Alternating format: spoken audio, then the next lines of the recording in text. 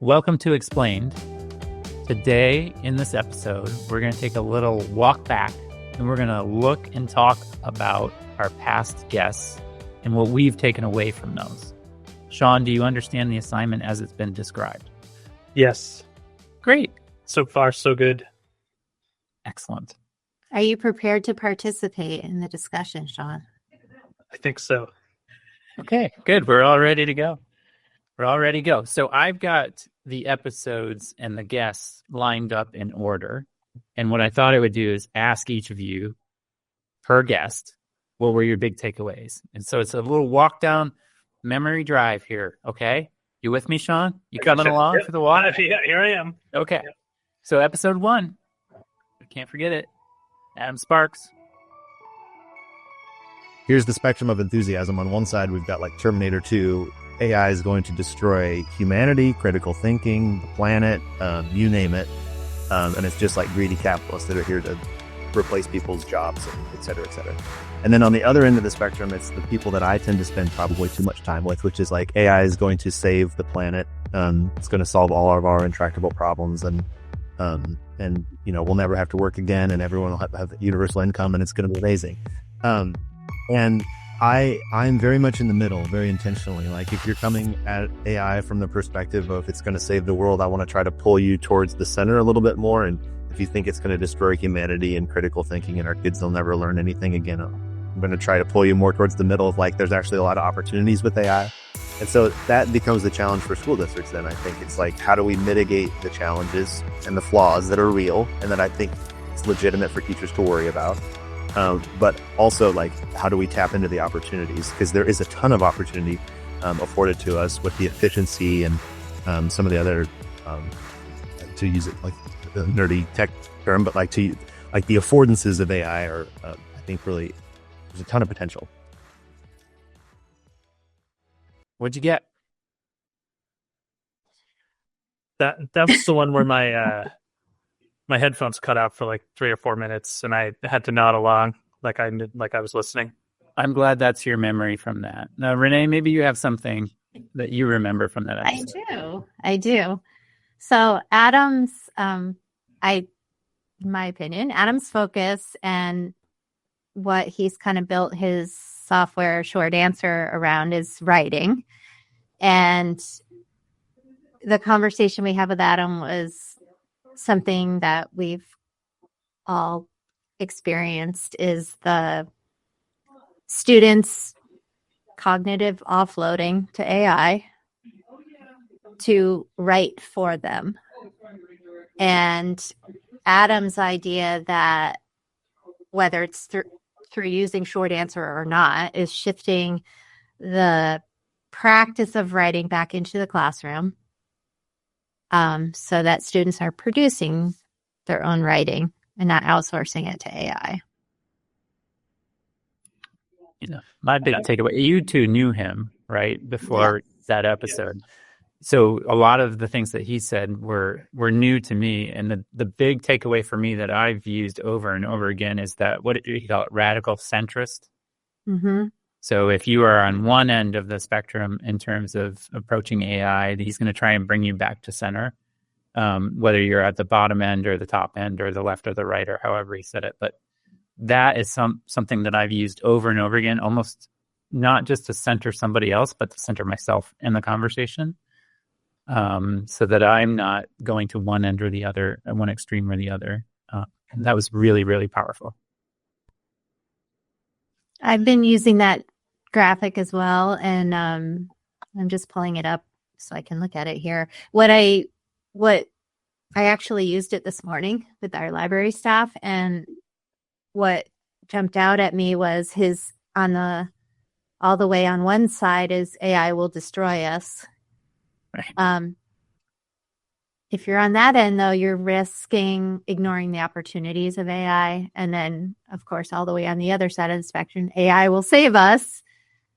But then you would risk ignoring the flaws And I feel like that is the bigger problem right now from all the stuff I've been reading about AI.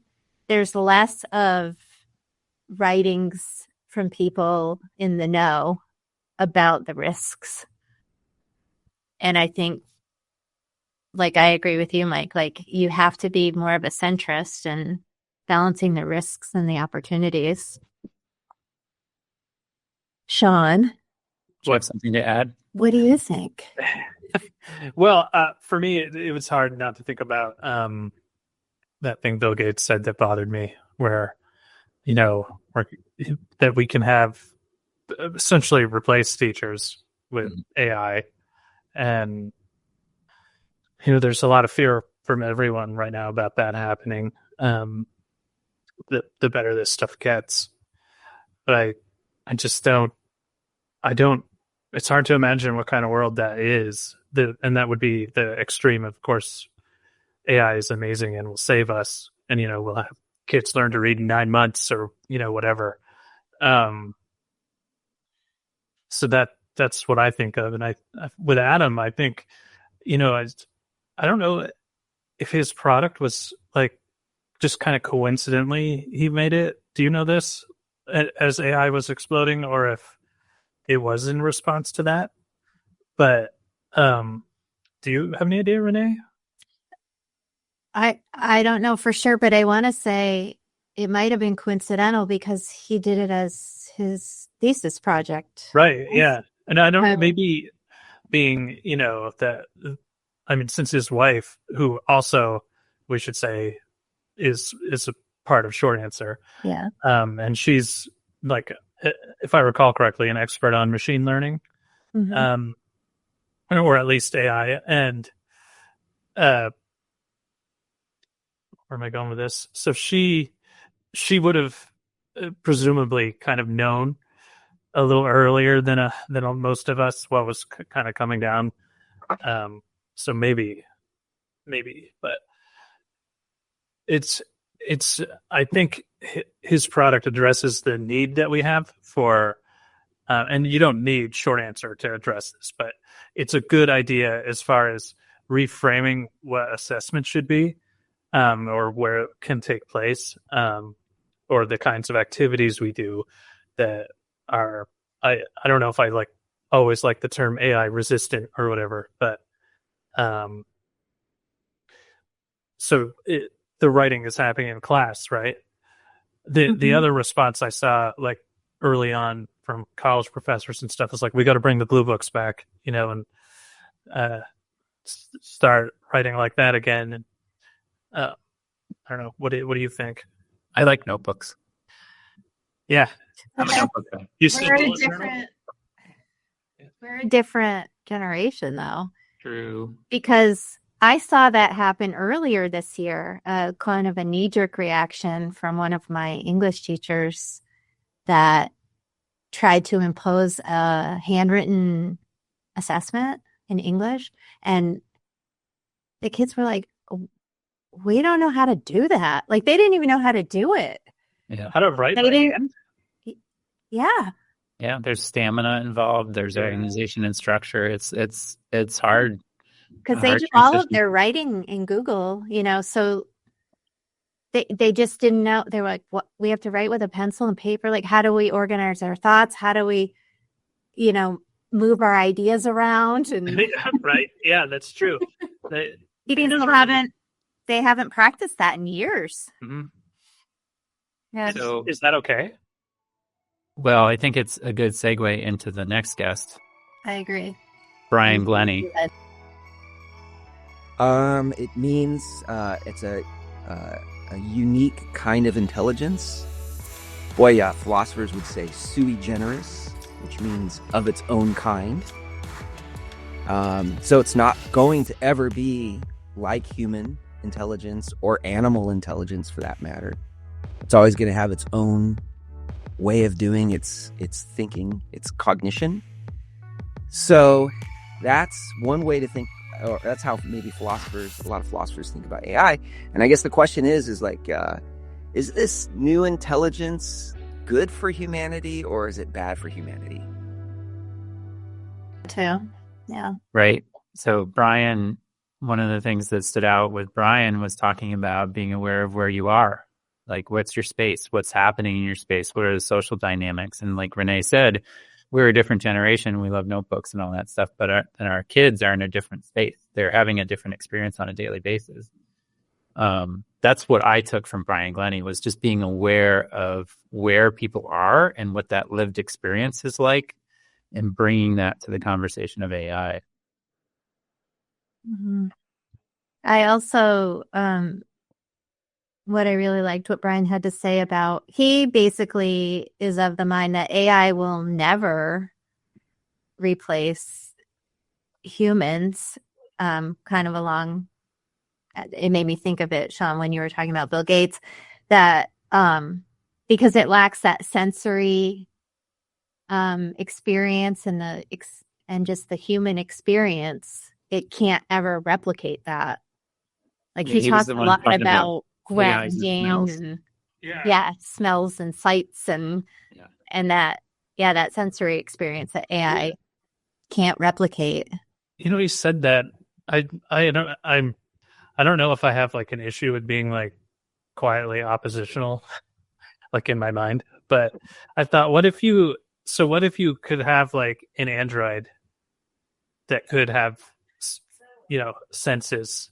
Like, I just saw in the news, like, Amazon has some robotic arm that has a sense of touch.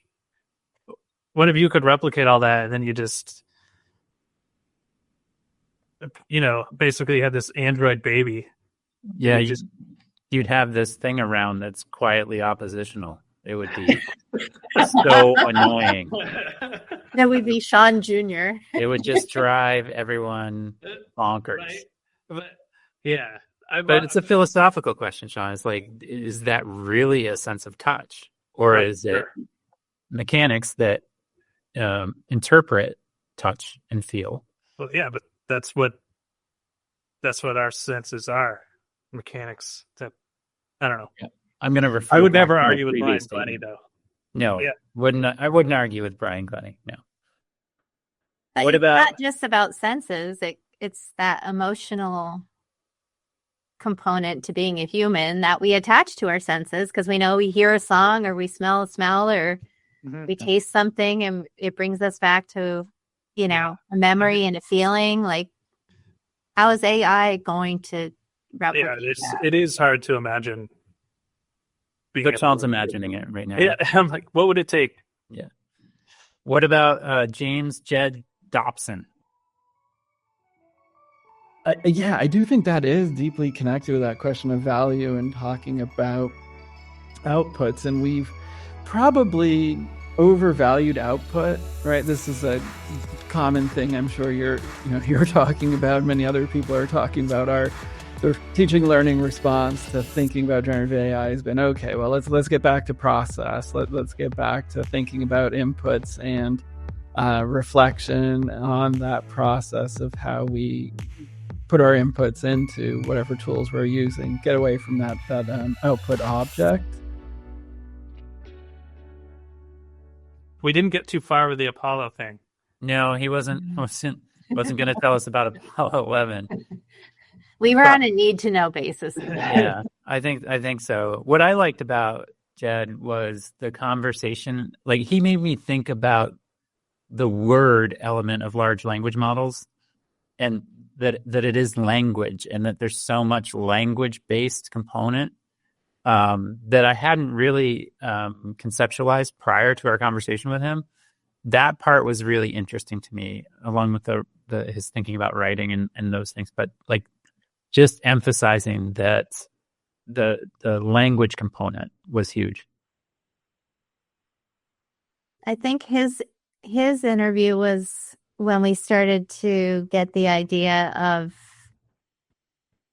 the misnaming maybe of AI, and that's been a repeating theme, I feel like, since we talked to him. It's intentionally vague. It doesn't, another guest had said it's not intelligent. Right. Well, yeah, I I think a few people have said this, but AI has been around for a while. We just don't think about it. I think before this, if you want to call it like AI hype, we called it algorithms, like, but then once AI became kind of a marketing thing, and I'm not saying, things like ChatGPT are old algorithm things, but that's when we started seeing all these products say, we use AI, and not, I don't think they ever marketed algorithms necessarily, but it would be like it automatically will give your student, the math problem that's on level for them. Now they'll call that AI when it was, an algorithm, and even though not much has changed. But I don't think you're wrong in saying the term itself is a marketing tool. Yeah. Like, I think Yeah. and that's unfortunate in a lot of ways, of course, but that's just how it goes. Like, there's the hype, and then there is the like actual. I feel like when people say there's hype, that is dismissive of the whole thing, but this does feel different. Like there is this AI stuff that is different from the algorithms of 5 or 10 years ago. I'm talking about the large language models. Like, yeah. Well, Shaun, what do you think about probably your least favorite interview, Dr. Catherine Wright? I mean, you just had nothing in common with her. Yeah. So my background is in critical media studies and cultural geography. So I have been studying the intersections of place and space and digital media. And I'm really, really interested in how the kind of real, kind of physical spaces converge with media space and how it shapes how we experience places. And so that's my background. I'm also interested in thinking about and studying a body of philosophy called post-human critical theory. So and that actually informs how I think a lot about artificial intelligence. We're not excited at all if we're repping this. Yeah, like, other than the shock of having someone else talk about Nine Inch Nails other than me.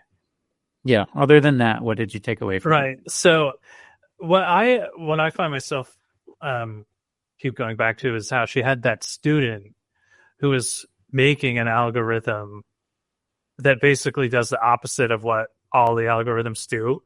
Yeah. Like, in Spotify or whatever, it tries to suggest, like, oh, you're listening to a lot of Nine Inch Nails, so here is, some other industrial bands that are adjacent to them, and they are making an algorithm that would, I'd feel like, I don't know, like a folk song or something. Like, I can't, something totally opposite. And that's really cool. That feels a little bit like taking back some of the power or the control from the companies. But she brought a lot of thoughtful things to the table. Just thinking about how to use AI to train for real life was a big thing, where she talked about, can AI teach us how to farm? And then we go farm, like those kind of concepts. But also I thought she was really accessible to the idea of meeting people where they are. She's like, yeah, some of our students don't love it at all, particularly the creatives. Like, this is not their space. We need to push into that. And then her work with gender considerations and all of those things. Like, there's so much that she's doing. She's just touching on the pulse of everything right now, I think. Totally. I like the idea of the engagement she provides for the students. Like, she was talking about that campus-wide.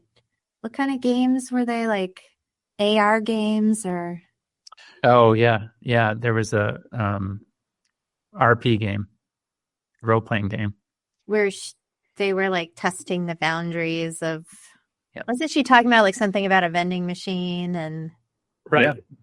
Yeah. They are called ARG games.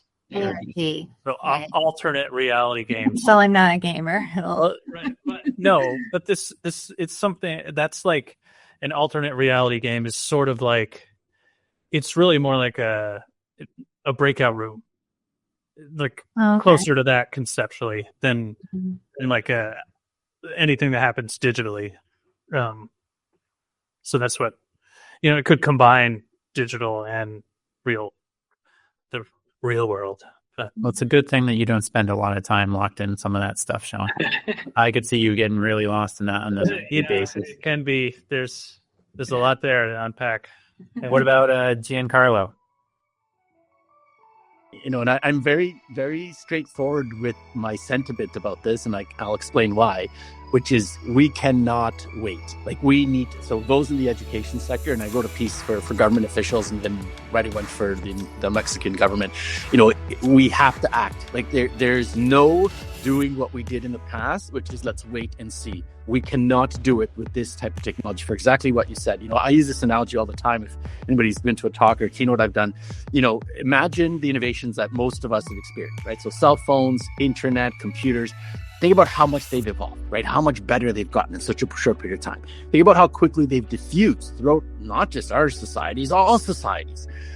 Now, you got to see those as hot air balloons compared to the rocket ship that is artificial intelligence.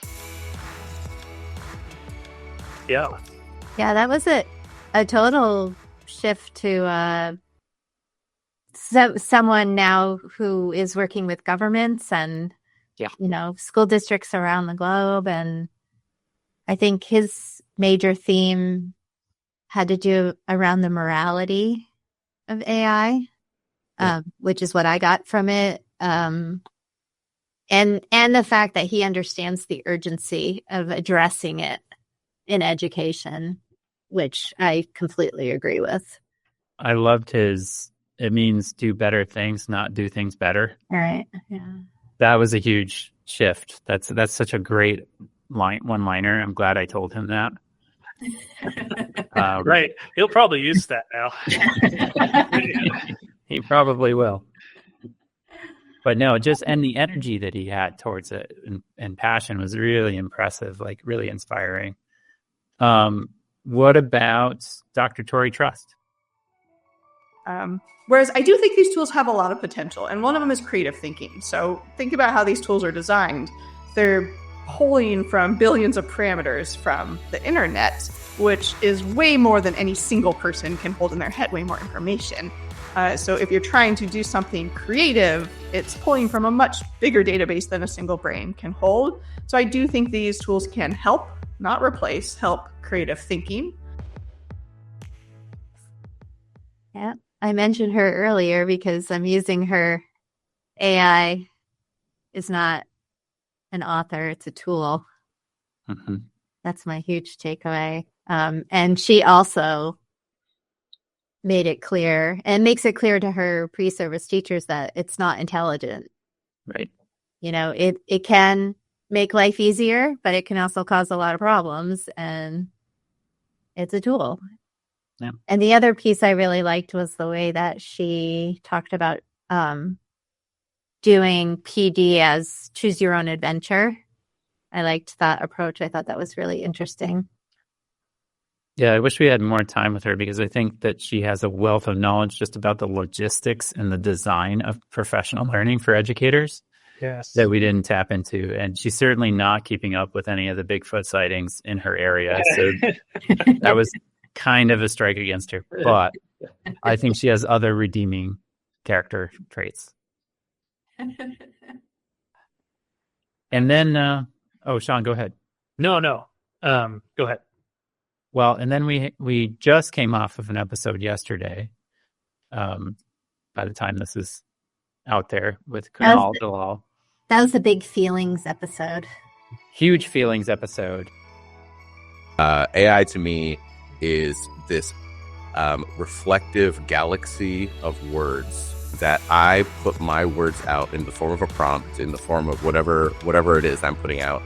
And then it goes out into this galaxy of words that is in its training data, but also guided by my own words, right? Where those words end up in that galaxy and how it swirls around in that galaxy is determined by my prompt. And then it comes back and it reflects back to me what I put out into the world, but through this lens of all of these words and ideas and connections and randomness. And so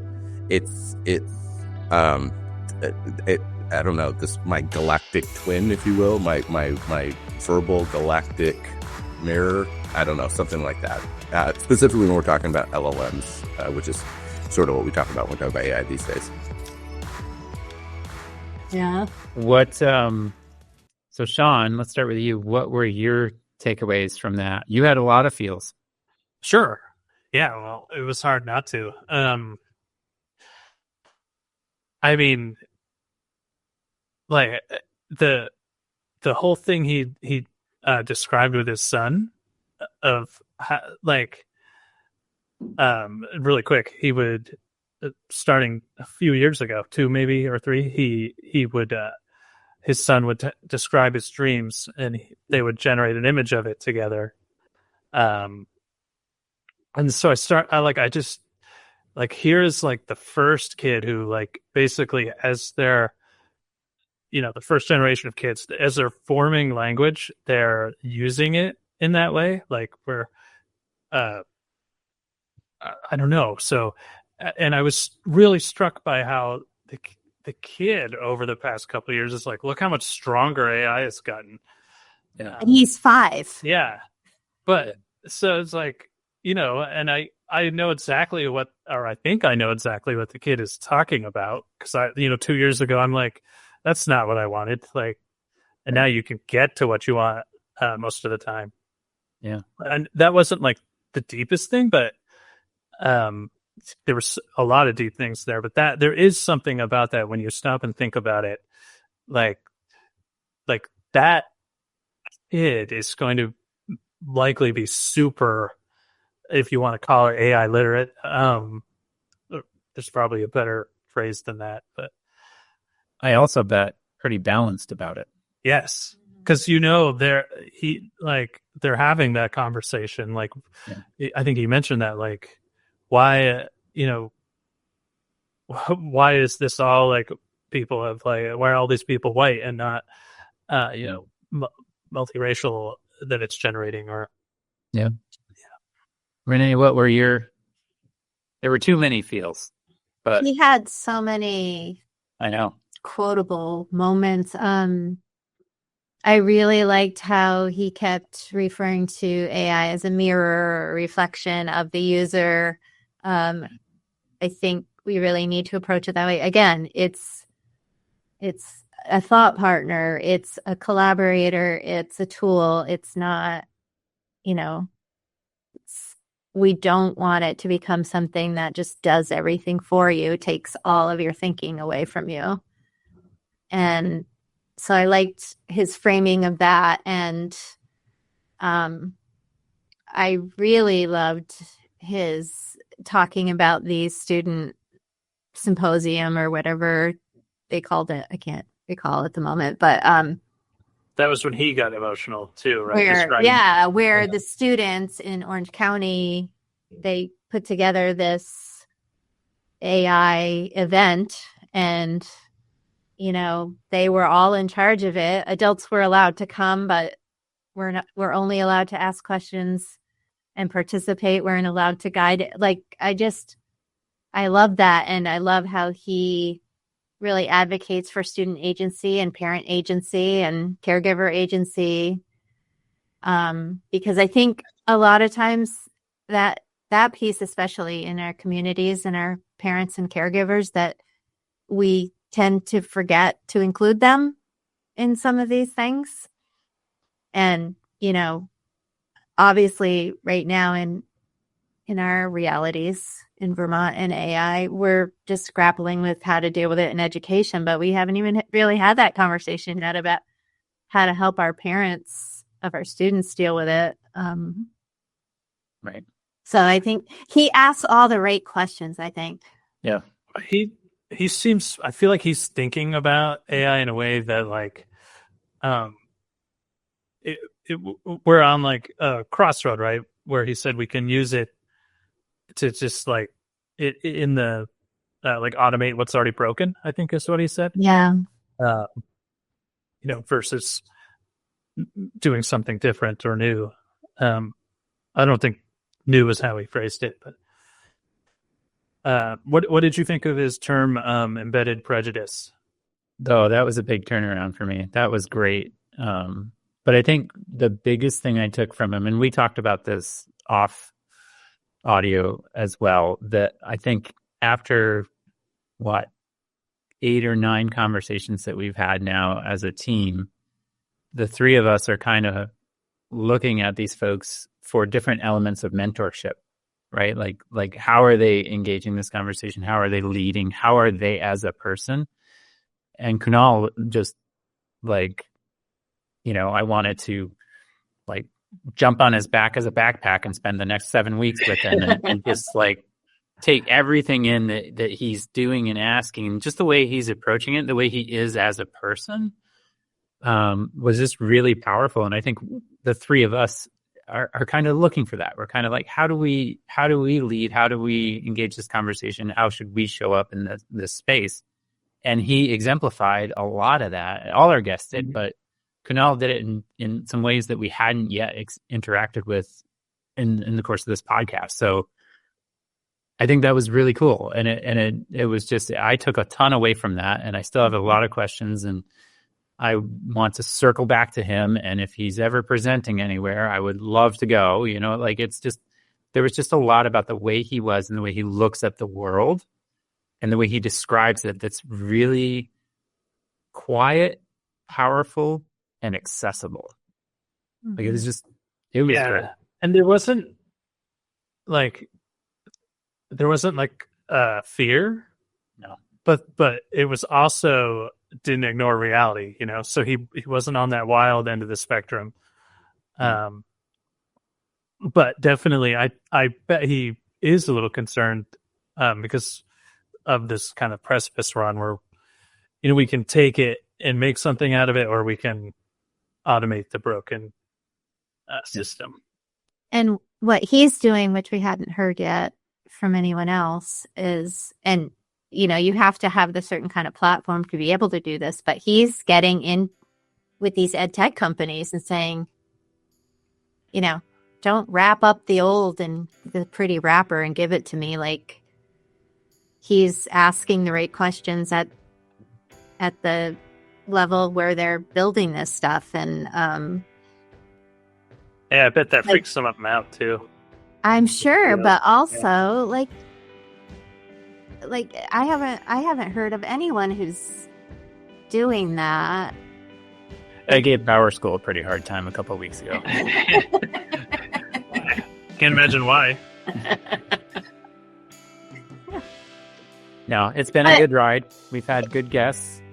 We've been really, really lucky. Yeah. And Renee's done a great job reaching out to everybody. And Shaun's done stuff. I've been here. You've showed up. Seeing it all happen. First step. Yep. Oh, nope. That's good. We'll keep checking in. We'll keep reflecting. I think one of the things that we're learning as we go is that we want more time to do this, to reflect on the guests and the conversations. So just so folks know, after an episode or an interview, the three of us are kind of frenetic energy and just spew all the takeaways. And then we do a hard stop because we have other things to do. And we go back to life. And it's like, wait a minute, I'm still thinking about all this stuff that I just took in. And now I've got to take out the trash. Right. Yep. It's just weird. Which is why we're making this episode. Yes. Exactly. Right. Exactly. And that's why I'm here. And that's why you're here. Good job, Shaun. I did it. Yay! All right.